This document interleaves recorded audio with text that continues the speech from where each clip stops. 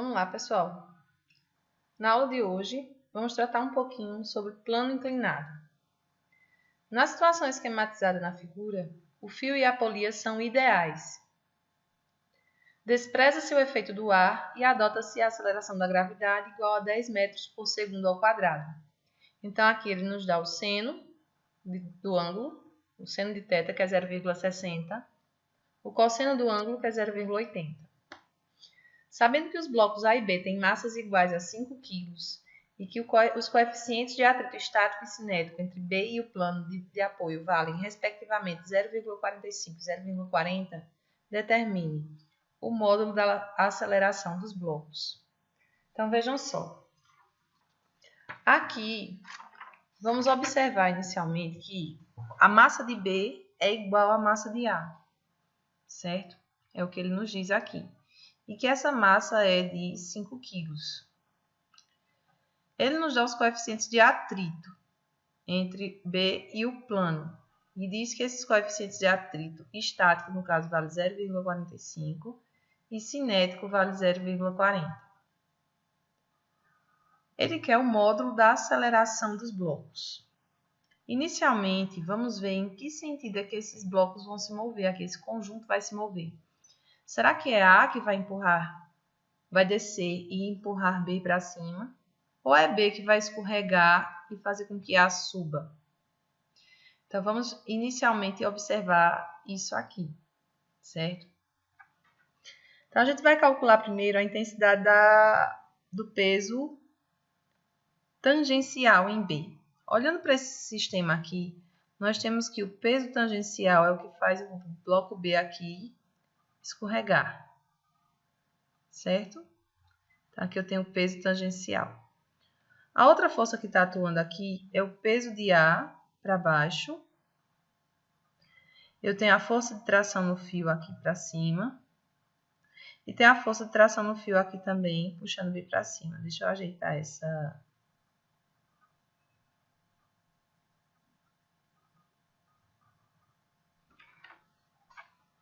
vetor aqui que ficou meio tronchinho.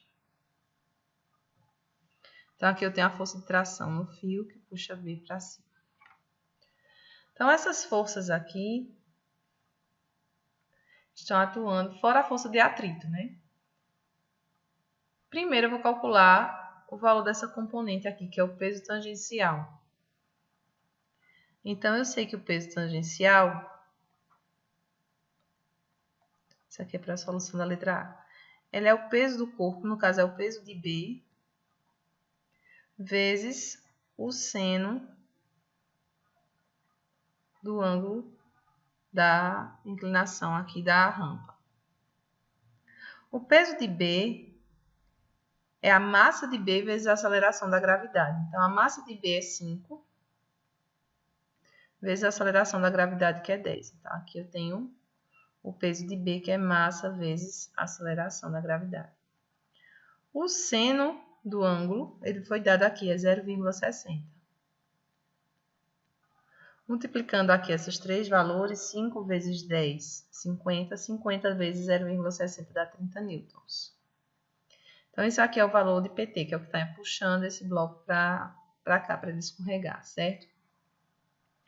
Agora, vamos calcular a intensidade da força de atrito estático entre o bloco B e a rampa. Vamos lá. Por que eu vou calcular isso? Para ver se, nesse caso aqui, os blocos eles vão conseguir entrar em movimento. Porque se essa força de atrito estática ela for junto com o peso tangencial, ela for igual ao peso de A, então ele não vai conseguir entrar em movimento. Eles se equilibram. Então, vamos calcular aqui o peso, aliás, a força de atrito estático. Força de atrito ela é calculada multiplicando o coeficiente vezes a força normal. Só que a força normal aqui, como o plano ele é inclinado, ela tem a mesma intensidade que o peso normal. Então, vamos calcular logo o peso normal aqui embaixo.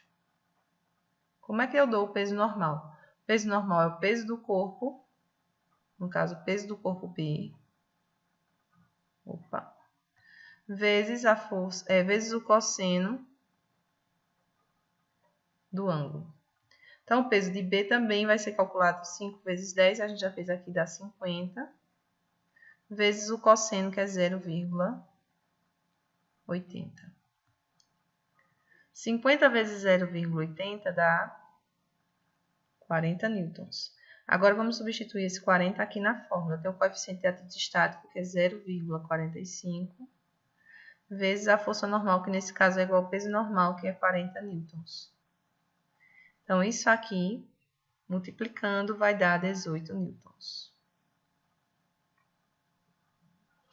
Nós temos que o peso de A, vou continuar aqui, que é esse valorzinho aqui, vai ser a massa de A vezes a aceleração da gravidade. Então, isso vai ser 5 vezes 10, que é 50 newtons. Observe que a força de atrito estática mais o peso tangencial, que dá 48, são inferiores ao peso de A. Então, no caso aqui,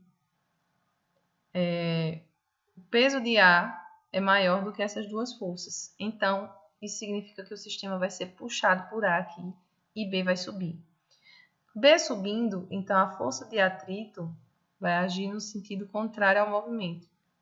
E a força de atrito que vai agir é a cinética, já que ele vai entrar em movimento. Certo?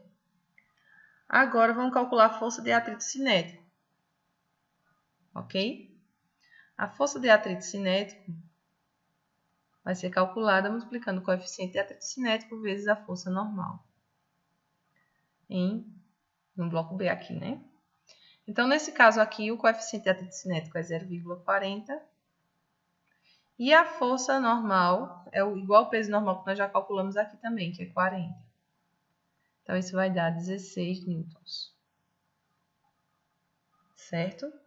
Sabendo disso, nós já sabemos aqui que o peso tangencial é 30 e que a força de atrito cinético é 16. E que o peso de A é 50. Então, a gente tem como fazer agora o cálculo da aceleração, já que agora eu sei que a força resultante nesse caso aqui, pela segunda lei de Newton, vai ser quem? Massa vezes a aceleração do sistema. E essa força resultante também, ela é dada por quem? Pelo peso de A menos o peso tangencial somado com a força de atrito. Esse peso está puxando para baixo, esse peso está puxando para trás. Então, a força resultante vai ser esse daqui, que é o peso de A menos a soma desses dois. Então, pela segunda lei de Newton, nós temos que peso de A menos peso tangencial mais a força de atrito. Isso tem que ser igual a massa vezes a aceleração. Só que a massa vai ser a massa dos dois blocos, já que a gente está olhando para a aceleração desse conjunto aqui. Então, é quem? A massa de A mais a massa de B vezes a aceleração. Observe que todos esses termos aqui eu conheço, menos a aceleração. Então, eu vou substituir e encontro o valor dela. Peso de A é 50, menos peso tangencial é 30, mais a força de atrito, que é o atrito cinético, 16, igual a massa de A mais massa de B, que é 5 mais 5, vezes a aceleração do sistema. Então, aqui vai ficar 50 menos 46, igual a 10A. 50 menos 46 dá 4. 10 está multiplicando, passa dividindo, então fica 4 sobre 10 igual a 4 dividido por 10 dá 0,4 metros por segundo ao quadrado. Então, minha aceleração é essa daqui. Na letra B, ele quer a intensidade da força de tração no fio. Então, vejam. Para calcular a força de tração, eu posso olhar para o bloco A ou para o bloco B, para as forças que estão atuando em um ou no outro, já que a tração no fio está atuando nos dois. Eu vou pegar o bloco A por considerar mais prático de resolver, já que nós temos apenas duas forças atuando aqui. A força resultante em A é dada como? Fazendo a diferença entre o peso de A e a força de tração, já que elas são opostas. Então, na letra B, a força resultante vai ser o peso de A menos a tração. E a gente sabe que o peso de A é maior porque esse sistema está descendo. Então, o peso de A menos a tração vai ser igual a massa de A vezes a aceleração do sistema. Porque a gente sabe também que força resultante é massa vezes aceleração. Certo? Vou colocar esse A aqui maiúsculo para não confundir. Então, agora, o peso de A eu já sei que é 50. Menos a tração, igual a massa de A, que eu sei que é 5, vezes a aceleração do sistema, que eu sei que é 0,4. Então, aqui vai ficar 50 menos T, igual 5 vezes 0,4, dá 2. Ok? Então, 50 menos, que valor vai dar 2? 50 menos 48. Então, minha força de tração no fio é de 48 newtons. Certo? 50 menos 48 é igual a 2, então T é 48. Vamos para a próxima questão. A figura mostra um plano inclinado com um ângulo θ, sobre o qual um corpo de massa M é arrastado para cima por uma força F paralela ao plano. Considerando o atrito desprezível, o módulo da força F necessária para arrastar o corpo com velocidade constante, aí ele diz, independe do ângulo, ou seja, não depende do ângulo, independe da massa M do corpo, não depende da massa, deve ser igual ao peso do corpo, deve ser maior que o peso do corpo ou deve ser menor que o peso do corpo. Então, vamos analisar a situação aqui. Eu tenho uma rampa e tenho essa inclinação θ aqui. Aqui, o atrito vai ser desprezível, certo? E ele diz que o corpo vai ser arrastado com velocidade constante. Quando isso acontece, as forças que atuam naquele corpo se equilibram, ou seja, se anulam. A soma vetorial, a soma dos vetores força que estão atuando ali é zero. Então, vamos lá. Se tem uma força aqui puxando para cima, tem outra força puxando para baixo, aqui esse bloco, que é o meu peso tangencial, que é o que faria ele escorregar. Para que essa velocidade seja constante, a força tem que ser igual ao peso tangencial. E quem é o peso tangencial? É o peso do corpo vezes o seno do ângulo, certo? Aí ele diz o seguinte, para que isso aconteça, para que essa força F consiga arrastar para cima o corpo com velocidade constante, ele diz que o módulo dessa força não depende do ângulo θ. Depende, porque essa força é igual ao peso tangencial, que vai ser igual ao peso vezes o seno do ângulo. Então, dependendo do valor do ângulo, vai mudar o valor do seno. Então, F depende do ângulo. Ok? Depois ele diz que independe da massa M do corpo. Ele está dizendo que não depende da massa. Mas a força ela é igual ao peso vezes o seno do ângulo. E o peso depende da massa do corpo, porque ele é massa vezes a aceleração da gravidade. Então, se o peso depende da massa, a força também vai depender da massa, já que ele vai ser o produto disso aqui, ó, do peso vezes o seno do ângulo. Então, letra B também não é. Letra C, deve ser igual ao peso do corpo. Vamos supor que a F seja igual a P. Se F fosse igual a P, quando eu multiplicasse P vezes o seno do ângulo, esse seno aqui tinha que ser 1. E no caso, como aqui é um plano inclinado, o seno desse ângulo aqui, ele vai variar, certo? Aí vai ser maior que 0 e menor que 1. Porque esse ângulo vai ser maior que 0 ou menor que 90 graus nesse caso, certo?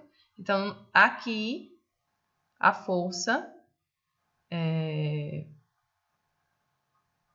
não vai poder ser igual ao peso.